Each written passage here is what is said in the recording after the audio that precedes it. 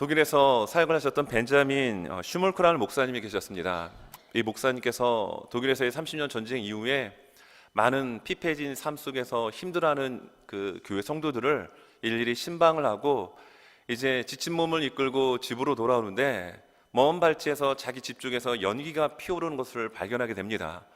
그러자 이 목사님과 사모님이 깜짝 놀라서 한 걸음에 달려가서 보았더니 집은 이미 다 불에 타서 전소가 된 이후였어요. 이 목사님에겐 두 아들이 있었습니다. 그래서 깜짝 놀라서 이 두 아들이 어디에 있는지 찾아봤죠. 밖에서 놀았으면 괜찮을 터인데 여러분, 만약 그 집안에 있었으면 어떻게 됐겠습니까?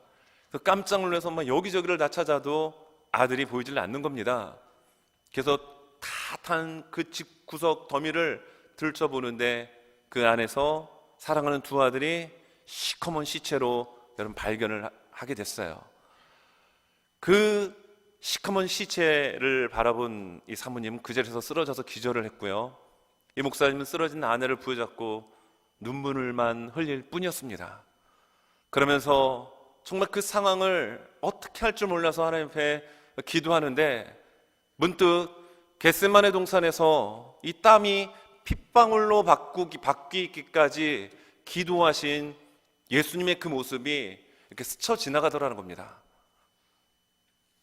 십자가의 고난, 십자가의 죽으심을 피할 수 있으면 피하고 싶은 그 인간 예수로서의 그 갈등과 고민, 반면에 그 십자가로 인한 우리를 구원코자 하는 하나님의 계획과 하나님의 뜻을 이루기 위하여 몸부림치는 그 예수로서의 갈등과 고민의 모습을 이 베냐민 슈몰크 목사님이 깊이 생각이 나더라는 겁니다.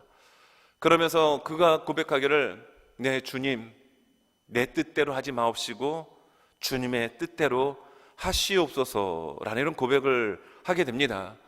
그러면서 그가 써내려간 그 고백이 그 유명한 찬송가 549장에 내 주여 뜻대로 행하시옵소서라는 이 곡입니다. 가사가 이렇죠. 온몸과 영혼을 다 주께 드리니 이 세상 구락관 주인도 하시고 날 주관하셔서 뜻대로 하소서. 2절입니다. 내 주여 뜻대로 행하시옵소서. 큰 근심 중에도 낙심케 마소서. 주님도 때로는 울기도 하셨네. 날 주관하셔서 뜻대로 하소서. 3절입니다. 내 주여 뜻대로 행하시옵소서. 내 모든 일들을 다 주께 맡기고 저 천성 향하여 고요히 가리니 살든지 죽든지 주 뜻대로 하소서. 이 유명한 이 찬송가 549장의 가사가 이러한 배경에서 나오게 됩니다. 요즘에 많은 CCM, 복음성과 또 찬양 뮤지션들을 통해서 많은 곡들이 쏟아져 나오죠. 그러나 찬송가에 나오는 그런 곡들의 가사의 깊이를 따라잡기는 좀 뭔가 한 2% 부족한 느낌을 여러분 저만 받는 건가요? 왜 그럴까요?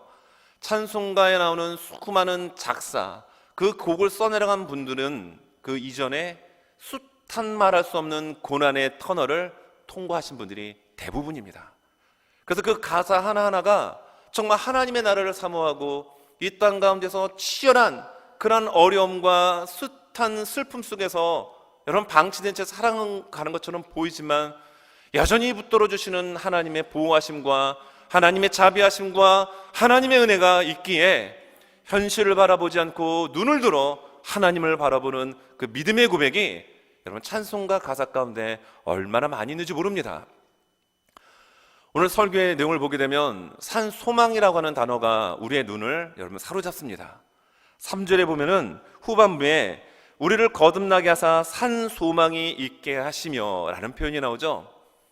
여러분 이때 이 베드로전서를 썼던 베드로는 굉장히 좀 어려운 가운데 처해져 있는 상황에서 이 서신서를 써내려가게 됩니다. 베드로전서를 왜 썼을까요? 오늘 성경 1절에 보게 되면 후반부에 흩어진 나그네라고 얘기합니다. 몇몇 지명들도 나오죠. 여기 보니까 본도, 갈라디아, 갑바도기아, 아시아, 비두니아, 소아시아 지역에 있었던 흩어진 디아스포라 하나님의 자녀들, 하나님의 성도들, 근데 베드로는 그들을 향하여 흩어진 나그네라고 이야기하고 있습니다. 왜 나그네라는 표현을 썼을까요? 이 땅에서 여러분 천년 만년 우리가 살 것 같지만 고작해야 100년도 못 사는 것이 우리의 인생 아니던가요? 베드로는 그 부분을 지적하는 겁니다. 우리가 살아야 할 땅은 이 땅이 아니라 영원한 하나님 나라 본향임을 너희들이 잊지 말아야 된다라는 그런 의미를 가지고 써내려갑니다. AD 62년에 베드로는 로마로 향하여 로마에 들어가게 돼요. 그리고 AD 63년 로마로 들어가고 난 이후에 1년 후에 이 베드로 전서를 써서 흩어진 디아스포라 성도들에게 오늘도 힘들고 내일도 힘들 수 있는 그 고난의 여정이지만 믿음의 눈을 들어서 주님을 바라보고 하나님 나라의 그 소망을 둔 채 살아가는 그 성도들에게 여러분 편지를 씁니다. 그리고 AD 64년에 그 유명한 네로에 의하여 로마시에 큰 대화제가 일어나죠. AD 64년 7월 19일 네로가 로마 시내에 불을 질러버립니다. 그 이유는요, 가히 충격적입니다. 시상이 떠오르지 않는다라는 겁니다. 로마 시내에 불을 지르라는 거예요. 그리고 그 뜨거운 화염불을 바라보며 눈물을 흘리는데 이 네로의 눈물을 병에 또 담으라고 이야기합니다. 여러분, 시상이 떠오르지 않는다라고 한 도시 전체를 여러분 불로 태우는 그 미친놈이 세상에 어디 있습니까?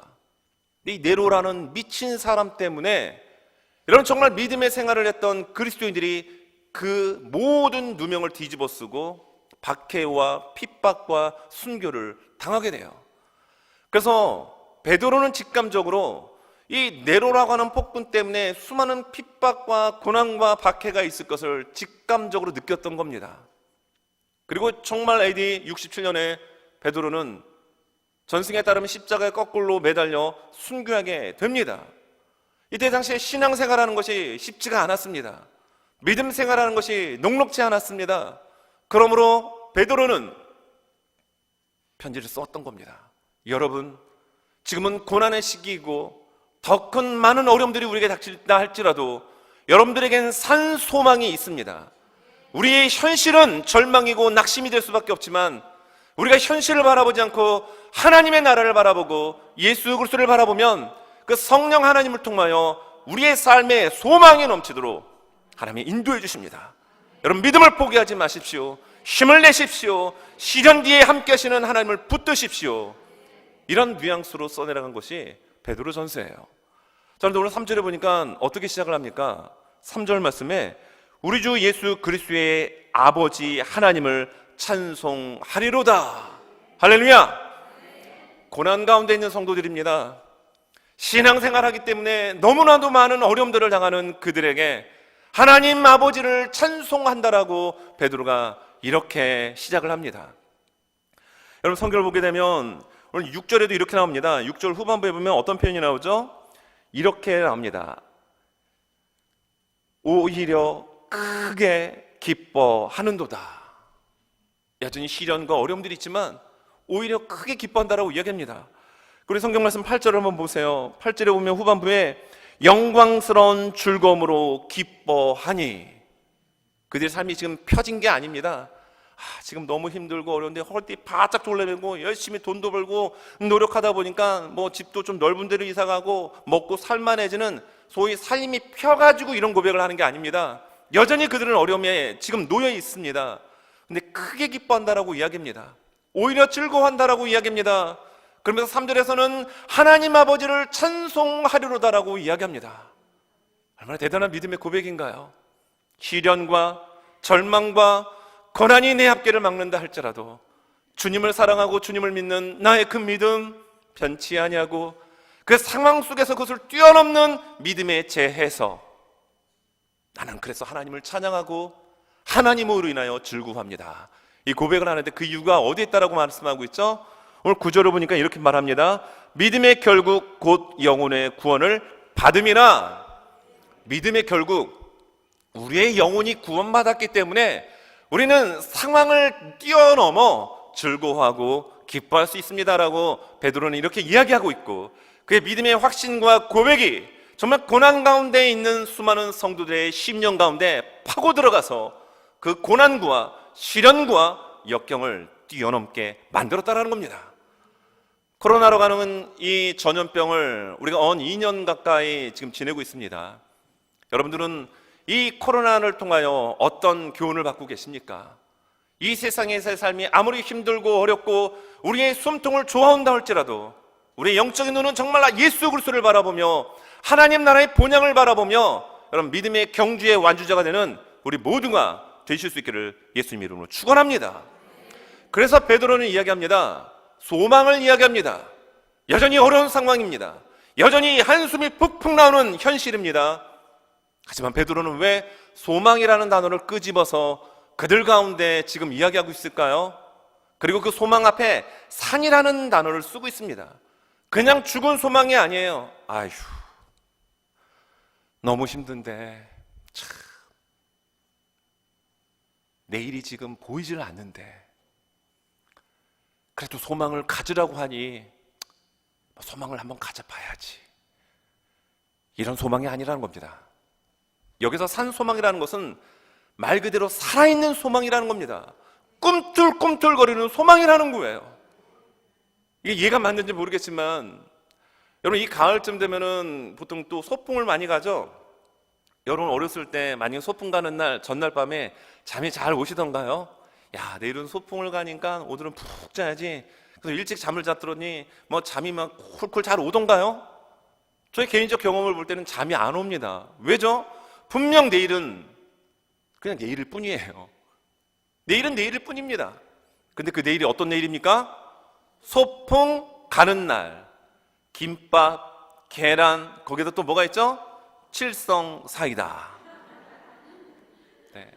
또 마치 자기가 또 거기 소풍에서 장기자랑을 하나 준비했다라고 한다면 잠이 올 수가 없습니다. 막 심장이 쿵쾅쿵쾅 뛰고 막 설레이고 살아있는 꿈틀꿈틀거리는 그 소망, 바로 그 소망이라는 거예요. 아우 내일 다가오는데 내일 또 학교 가야 돼. 이게 아니라 그냥 힘없고 막막한 내일이 아니라 정말 그 내일이 빨리 다가오기를 간절히 소망하는 그 살아 움직이는 생동력 있는 그 소망. 베드로는 그 소망을 고난받고 있는 수많은 성도들에게, 흩어져 있는 디아스포라이들에게 여러분 이야기하고 있습니다. 오늘 시간 예배를 드리는 우리들에게도 이 말씀이 여러분 그냥 막막한 내일 소망이 아니라 살아 움직이는 꿈틀꿈틀거리는 성령의 터치하심을 경험하는 그 소망이 여러분이 있길 바랍니다. 그럼 그 산 소망은 무엇에 근거하여 살아 움직이는 소망이 될 수 있을까요? 오늘 사실 몇 가지를 이야기하는데 두 가지로 말씀드리겠습니다. 그 첫째는 우리에게 진정한 산 소망의 참된 의미는요, 거듭나게 우리를 만들어 주셨기 때문입니다. 거듭났다라는 겁니다. 3절 말씀입니다. 자, 3절을 보니까 우리 주 예수 그리스도의 아버지 하나님을 찬송하리로다. 그의 많으신 긍휼대로 예수 그리스도를 죽은 자 가운데서 부활하게 하심으로 말미암아 우리를 거듭나게 하사 산 소망이 있게 하시며. 참 3절은 너무 중요한 단어들이 많이 나옵니다. 무엇이 나오죠?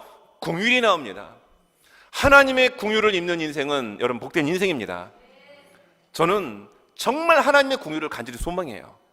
하나님의 긍휼이 없다라면 저는 이 시간 이 자리에 설 수가 없습니다. 정말 보잘것없고 뭐 가진 것도 없고 뭐 내세울 것도 없는 저에게 하나님의 긍휼이 있었기에 제가 오늘 이 순간 여러분 호흡하며 예수 그리스도를 믿는 믿음 안에서 여러분 살아갈 수 있음에 얼마나 감사한 줄 모릅니다. 하나님의 긍휼하심이 여러분들이 있길 바랍니다. 그리고 여기 보면 또 부활이라는 단어가 나옵니다. 그리고 소망이라는 단어가 나옵니다. 그리고 거듭난다라는 이야기가 나옵니다. 우리 인생 가운데 왜 산 소망이 주어졌을까요? 거듭났기 때문이라는 겁니다. 거듭나게 하사 산 소망이 있게 하시며. 여러분 거듭났다라는 것은 무엇일까요? 말 그대로 그 원어적 의미는 다시 태어나는 겁니다. 다시 났다라는 겁니다. 요한복음 3장에 보면 예수님께서 왕성하게 복음 사역을 증거하시고 여러 가지 많은 표적들을 행하셨을 때 지도자 중에 지도자였던 니고데모가 밤중에 예수님께 찾아서 얘기합니다. 라비요, 당신이 행하는 표적을 보니 당신은 하나님께로부터 온 선생님을 내가 압니다. 그 근거가 무엇입니까? 하나님께로부터 온 표적이라고 하는 표현을 씁니다. 당신이 행하는 어떤 기적들, 이적, 어떤 눈에 볼 수 있는 그런 왕성한 사역의 결과를 보니 이건 사람이 할 수 있는 일이 아닙니다. 당신은 하나님으로부터 온 사람임을 내가 알았습니다. 그래서 이렇게 밤중에 찾아온 거예요. 이런 식으로 얘기를 하죠. 이때 예수님 무슨 말씀을 하시죠? 요한복음 3장 3절에서 이렇게 예수님께서 말씀하십니다. 예수께서 대답하여 이르시되 진실로 진실로 내게 이르노니 사람이 거듭나지 아니하면 하나님의 나라를 볼 수 없느니라. 여러분, 진실로 진실로, 이거 진짜인데 말이지, 정말 중요한 내용인데 말이지, 거듭나지 않고는 하나님의 나라를 볼 수 없다, 이렇게 얘기합니다. 이때 유대 사회의 지도자였던, 말씀을 나름대로 능통했던 이 사람의 질문이 가히 코미디 수준입니다. 아니, 그러면 나이가 많은 사람인데 어머니 뱃속에 다시 들어갔다가 태어나야 된다는 얘기인가요? 지식적으로, 학문적으로는 많은 지식을 섭렵할 수 있었지만 영적인 부분에 있어서 니고데모는 어린 아이의 수준이었습니다. 이때 예수님이 또 요한복음 3장 5절을 통하여 말씀하시죠. 예수께서 대답하시되 진실로 진실로 내게 이르노니 사람이 물과 성령으로 나지 아니하면 하나님의 나라에 들어갈 수 없느니라. 좀 전에 뭐라고 말씀했죠? 하나님 나라를 볼 수 없다라고 얘기하신 예수님께서, 아니 그럼 어머니 뱃속에 다시 들어갔다 나와야 뭔 어견해야 되는 겁니까?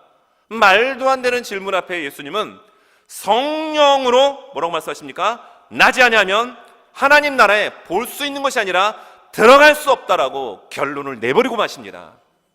여러분, 이 시간 예배드리는 우리 모두는 여러분 하나님의 성령으로 거듭난 하나님의 자녀가 되어지기를 예수님을 축원합니다. 교회들만 드나드는 종교인은 여러분 사실 죄송하지만 하나님 나라에 들어갈 수 없습니다.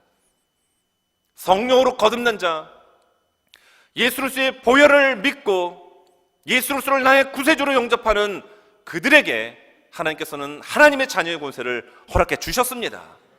그저 사람 좀 만나려고, 뭔가 비즈니스를 하려고 교회들을 드나드는 이들에게는 하나님의 자녀가 되는 권세가 주어지지 않습니다. 어떤 이에게 산소망이 주어지고 어떤 사람에게 여러분 하나님의 자녀가 되는 권세가 주어질 수 있습니까? 거듭나는 자, 여러분 성령으로 거듭난 자에게 이러한 놀라운 은혜가 부어집니다. 저는 간절히 소망하기를 이 시간 예배를 드리는 우리 모든 한 분 한 분들, 또 유튜브를 듣는 분들도 계시더라고요. 한 분 한 분들에게도 정말 예수 그리스도로 말미암아 성령으로 말미암아 거듭나는 그런 산소망의 인생이 되어지기를 간절히 소망합니다. 여러분, 여기에 3절에 보면 정말 거듭남에 대한, 여전히 삶은 어렵고 힘들지만 놀라운 고백을 하죠. 찬송한다라고 고백을 합니다. 오늘 우리 찬양, 그 크신 이름 찬양해. 참 벌써 이 가사 자체가 우리에게 은혜를 줍니다. 우리 아버지 하나님의 이름을 찬송하리로다. 이게 평탄할 때가 아닙니다. 야고보서 5장 13절에서 말하는 것처럼 즐거워하는 자가 있느냐? 저는 찬송할 것이요. 즐겁기 때문에 콧노래가 나옵니다. 즐겁기 때문에 노래가 나와요. 그러한 찬송의 개념이 아니라 정말 죽도록 힘들지만 하나님 아버지 때문에 긍휼을 베풀어 주시고 나를 거듭나게 만들어 주신, 번어겐 해주신 그 하나님을 생각할 때 콧노래로 나오는 이 찬송이 여러분 진정한 여러분 찬송일 수 있습니다. 여러분 시편 기자가 42편 5절에서 이런 고백을 하죠. 시편 40편 5절에서 시편 기자가 이렇게 이야기합니다. 내 영혼아, 내가 어찌하여 낙심하며 어찌하여 내 속에서 불안해하는가? 너는 하나님께 소망을 두라. 그가 나타나 도우심으로 말미암아 내가 여전히 찬송하리로다. 여러분 낙심되는 상황 많습니다. 절망적인 상황들이 우리를 얼마나 기운 빠지게 하고 우리의 어깨를 쭉 누러뜨리게 하는 그런 일들이 여러분 얼마나 도미노 현상처럼 우리의 삶 가운데 많이 나타나는지요. 하지만 우리는 현상과 현실을 따라가는 존재가 아닙니다. 하나님의 자녀이기 때문에 진정한 소망 되시는 그 예수 그리스도로 말미암아, 그리고 오늘 성경은 그 구원에 대한, 영혼 구원에 대한 것이 변하지 않고 끝까지 간다는 것을 우리에게 말씀합니다. 여러분 4절 한번 볼까요?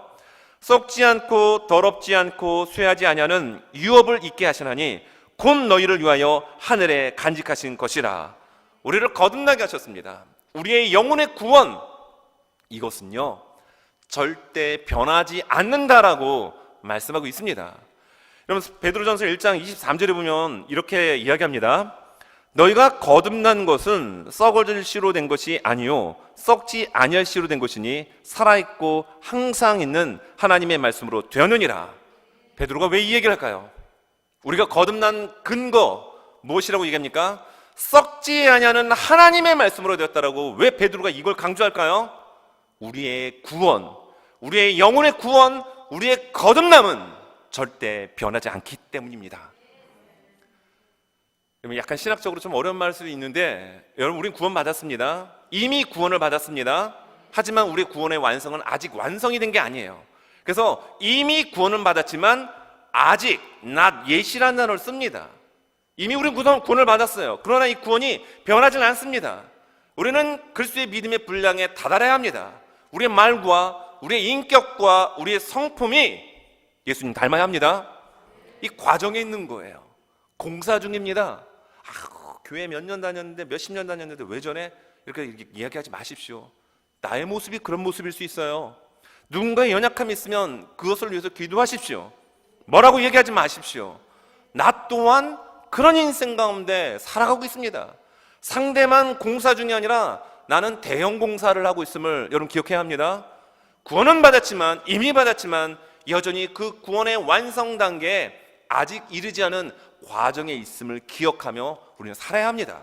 근데 성경은 우리에게 무엇을 말씀하고 있죠? 고난 가운데 흩어져 있는 정말 내일이 깜깜한 인생을 살아가는 그 디아스포라 성도들에게 베드로는 지금 무엇을 이야기하고 있죠? 여러분들의 그 구원은 무슨 일이 있어도 절대 변하지 않습니다. 이걸 이야기합니다. 여러분 믿습니까? 착한 일하고 좋은 일에 구원받는 게 아닙니다. 그 구원의 근거는 하나님의 긍휼이며 예수 그리스도의 보혈이며 오늘 1장 23절에서 말하는 것처럼 썩지 아니하는 하나님의 말씀으로 되었습니다. 그러므로 우리는 진정한 소망을 가질 수 있는 거예요. 내가 신앙생활 하다가 이렇게 실수하고 이렇게 넘어지고 내가 진짜 이러고도 하나님 나라에 들어갈 수 있을까? 여러분 그런 생각은 마귀가 주는 생각입니다. 참 안타깝게도 코로나 때문에 교회 나오고 싶어도 못 나오는 분들이 조금 계셔요. 저희 교회는 너무 감사하게도 대부분의 많은 분들이 나오십니다. 그리고 또 더욱 감사한 것은 새로 오신 분들이 계속 계셔서 너무 감사해요. 하나님의 긍휼하심의 은혜입니다. 나오지 못한 분들에게 제가 전화를 걸어서 이야기를 합니다. 신방을 가고 싶은데 또 자녀분들이 코로나 때문에 집에 손님들이면 안 된다고 하는 그런 분이세요. 전화를 드렸더니 하시는 말씀이 하나님이 나를 버리셨나 봐요. 힘이 없으시더라고요. 그래서 그랬죠. 무슨 말씀이세요? 하나님이 버리시다뇨. 하나님은 그런 분이 아니십니다. 라고 하면서 이야기를 하고 나중에 기도를 합니다. 하나님, 누구 되시는 이 분을 하나님의 든든한 오른손으로 붙잡아 주시고 믿음의 믿음을 더하여 주시옵소서. 처음엔 아멘 소리가 작아요.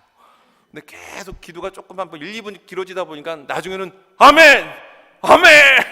이렇게 커지는 걸 들으면서 얼마나 제가 여러분 정말 마음의 위로를 얻었는지 모릅니다. 하나님이 저를 버리셨나 봐요. 그 얘기를 듣는데 제 마음이 소위 말하여 심쿵하더라고요. 여러분, 하나님의 구원은, 하나님이 택하신 자녀는 여러분 천지가 개벽하고 지구가 반쪽이 나도 절대로 하나님의 구원은 바뀌지 않습니다. 그러니까 하나님의 자녀가 됐다는 것이 얼마나 귀한 특권인지를 여러분 자부심을 가지십시오. 거기서부터 우리의 자존감이 여러분 시작이 되어야 합니다. 내가 무엇을 배웠고 얼마나 되는 학위가 있고 얼마나 많은 돈이 통장에 쌓여 있고 얼마나 넓은 집에 살고 있고 얼마나 많은 사회적 지위를 갖고 있느냐에서 자존감이 출발될 때 그 자존감은 여지없이 무너집니다. 하지만 예수 그리스도를 믿는 산소망 되시는 예수 그리스도와 썩지 아니하는 하나님의 말씀으로 나를 거듭나게 하사 하나님의 자녀로 삼아주신 이곳에서부터 우리의 신앙이 출발될 때 우리 자존감은 절대 흔들리지 않습니다. 누가 뭐라고 해도 히히 웃습니다. 그래. 근데 이 자존감이 없어지는 순간 어떠죠? 누가 한마디 하면은 그냥 3마디 4마디로 갚아줍니다. 여러분, 우리는 그러한 삶이 아닌 정말 산소망 되시는 예수 그리스도와 썩지 아니하는 하나님의 말씀, 그리고 여전히 우리를 인도하시는 성령의 인도함 가운데 정말 뭔가 여유가 있는 그런 진짜 소망이 뭔지를 보여줄 수 있는 우리 모두가 되시기를 예수님의 이름으로 축원합니다. 산소망되는 이유 두 번째는요, 하나님의 보호하심이 우리에게 있기 때문이라는 겁니다. 5절입니다. 너희는 말세에 나타나기로 예비하신 구원을 얻기 위하여 믿음으로 말미암아 하나님의 능력으로 보호하심을 받았느니라. 여기 보니까 참 요즘 많은 사람들이 사용하는 단어 말세라는 단어가 나옵니다. 말세.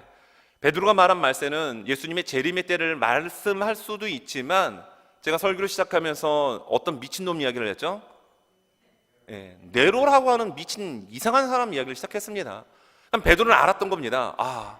정말 예수 믿는 것이 지금도 힘든데 저 네로라고 하는 정치인 때문에 정말 예수 믿기가 어려워지는, 심지어 목숨을 걸어야 신앙생활을 할 수 있는 그때가 다가오겠구나. 베드로는 알았습니다. 그래서 이 편지를 쓴 거예요.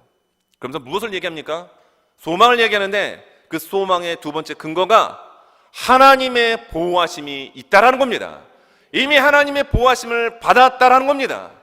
여러분, 이것이 은혜입니다. 아니, 하나님이 보호해 주신다는데 왜 내 사업장이 이렇게 어려워져요? 아니, 하나님께서 날 지켜주신다는데 내 건강이 왜 이렇게 망가집니까? 하나님께서 불꽃 같은 눈동자로 나를 감싸고 계시는데 왜 내 자식놈은 이렇습니까? 아니에요. 하나님께서 우리를 지켜주신다는 것은 영적인 부분입니다. 물론 우리가 살아가는 삶의 바운더리, 우리의 건강, 우리의 사업장, 여러분의 직장, 우리의 모든 것들도 하나님은 지켜주십니다.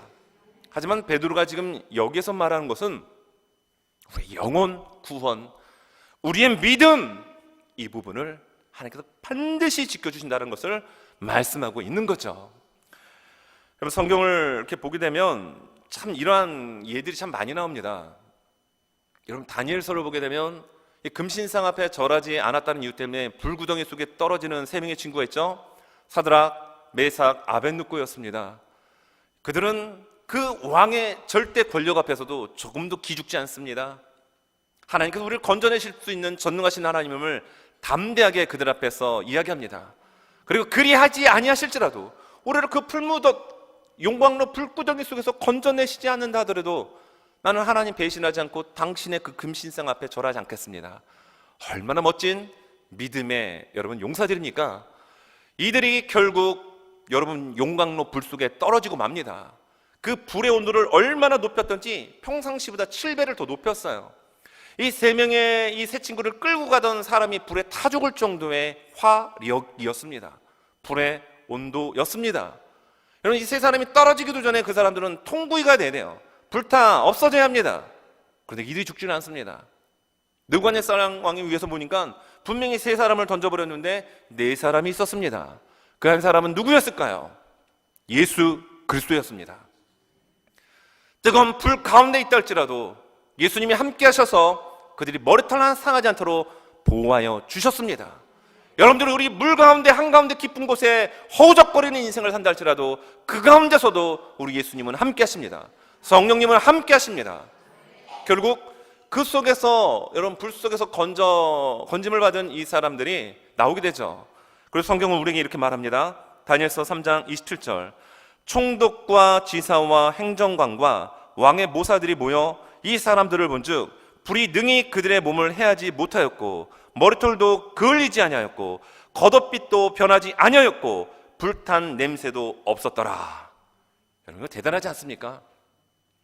불구덩이 속에 들어갔다 나온 거예요. 금도 녹일 수 있는 그 뜨거운 용광로 불 속에, 풀무불 속에 들어갔다 나왔는데 머리털 하나 타지 않았다라는 겁니다.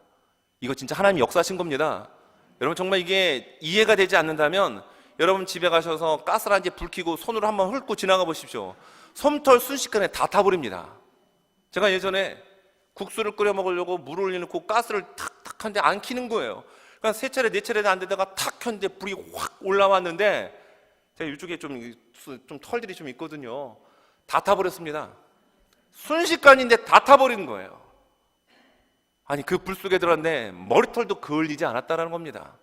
그리고 우리를 놀라게 하는 말씀이 무엇입니까? 옷에서도 불탄 냄새가 안 난다라는 거예요. 이건 하나님께서, 예수님께서 철저하게 그들을 보호하셨다라는 겁니다.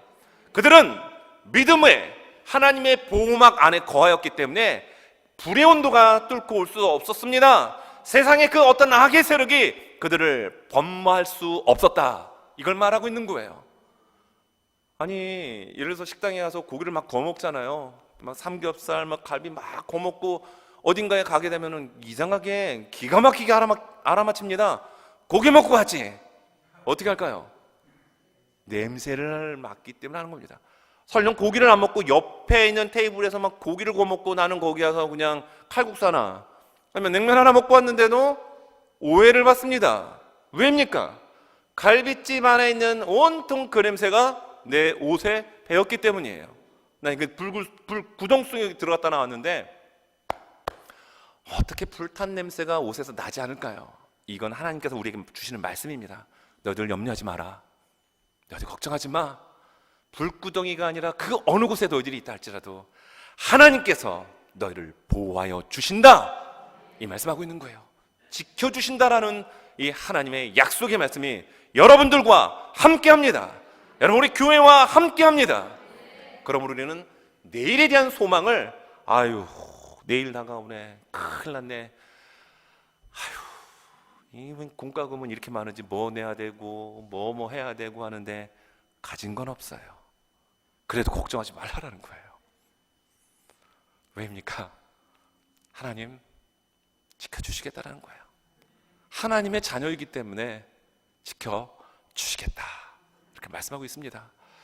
여러분, 샌프란시스코에 가면 금명교라고 하는 아주 관광 명품 상품이 있습니다. 다리죠. 이게 높이가 227m의 높이입니다. 그리고 이 높은 탑에서 케이블을 타고서 전체 길이 1280m의 다리가 이렇게 만들어졌죠. 그래서 이 샌프란시스코를 들어갈 때 이 금명교를 통해서 들어갑니다. 아주 샌프란시스코의 명물, 어찌 보면 랜드마크격인 그러한 그 대표적인 다리입니다. 근데 이 다리를 만들 때 이 밑에 아주 그냥 물이 급속하게 빠른 속도로 지나가고 또 안개가 많이 끼고 하다 보니까 작업을 하다 떨어지는 사람들이 많이 있었던 거예요. 그래서 한 23명의 사망자가 발생이 됐습니다. 그래서 회사 측에서 이걸 어떻게 하면 좋을까 하다가 밑에다가 그물망을 쳐버린 거예요. 그물망을 쳤더니 사망자가 한 명도 나오지 않았습니다. 그리고 놀라운 것은 무엇입니까? 작업 속도가 20%나 빠르다라는 거예요. 왜 그럴까요? 밑에 그물망이 있으니까 열심히 아무리 작업을 빨리 하다 떨어져도 죽지 않는다라는 생각이 있었기 때문에 작업 속도가 20%나 빠를 수 있었다는 겁니다. 하나님께서는 우리의 인생에 넘어지고 자빠지고 실족할 수 있는 우리 자신을 아시기에 하나님의 그물망을 우리의 인생의 밑 언저리에 깔아 놓으십니다. 넘어져도 우리는 떨어지지 않습니다. 하나님이 붙잡아 주시기 때문이에요. 달려가다가 열심히 하려고 달려가는데 그냥 무언가에 걸려가지고 넘어져요. 그런데도 우리는 그 사망의 구렁텅이로 빠지지 않습니다. 하나님의 그물망이, 보호막이 우리를 보호하고 있기 때문입니다. 여러분, 하나님의 자녀로 거듭난 하나님의 자녀입니다. 하나님의 지켜주심과 하나님의 보호막이 여러분의 삶 가운데 함께하고 있음을 여러분 기억하며 믿음의 그 회복 아닌 믿음의 경주에 여러분 선두에서 완주하는 우리 모두가 되시기를 예수님 이름으로 축원합니다. 말씀을 정리합니다. 여러분, 진짜 살아있는 소망을 갖는다라는 것은 참 우리에겐 복입니다. 행운이죠. 근데 그 살아있는 소망의 근거가 어디입니까? 바로 구원받았다라고 하는 거, 거듭났다라고 하는 거, 성령으로 거듭나고 예수 그리스도의 보혈로 거듭나고 그리고 썩지 아니하는 하나님의 말씀으로 거듭나서 그것이 변질되지 않고 우리 어떤 행위나 공로나 무엇에 어떤 것에 기초하지 않고 하나님의 주권 가운데 하나님의 공연하심의 은혜 가운데 여러분 그것을 기초를 두고 우리를 완전히 구원하여 주시는 하나님 나라에 당당히 입성할 수 있는 그런 자녀가 누가 되었습니까?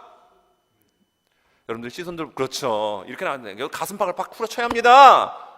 오른손 한번 들어보세요. 가슴을 치면서 누가 구원받았습니까? 그렇죠. 내가 받은 겁니다. 아니, 저 옆에 있는 누구누구는 정말 열심히 하기 때문에 구원받은 것 같은데 저는 아직 이러면 안 됩니다. 우리는 구원받은 존재예요. 그러므로 하나님의 보호하심이 우리를 완벽하게 우리를 보호하여 주십니다. 하나님의 이 보호막 아래 거하시길 바랍니다. 이 하나님의 보호막은 지금의 교회입니다. 교회를 떠나서 무언가를 시도하려고 하는 노력은 사실 위험합니다. 인간이란 존재가요, 뭔가 혼자 할 수 있다라고요, 그건 엄청난 착각입니다. 믿음의 공동체 안에서. 그래서 예수님이 교회 세우신 겁니다. 교회를 가르쳐 핏값으로 세우셨다고 얘기하십니다. 하나님의 공동체 안에 되는 이 교회 공동체 안에서 우리의 믿음의 꽃을 피우고 우리의 믿음의 열매를 맺을 수 있는 우리 모두가 되시길 바랍니다. 오늘이라고 하는 여러분의 삶 속에서 영원을 준비하는 복된 삶을 사시는 이번 한 주가 되시기를 예수님 이름으로 축원합니다.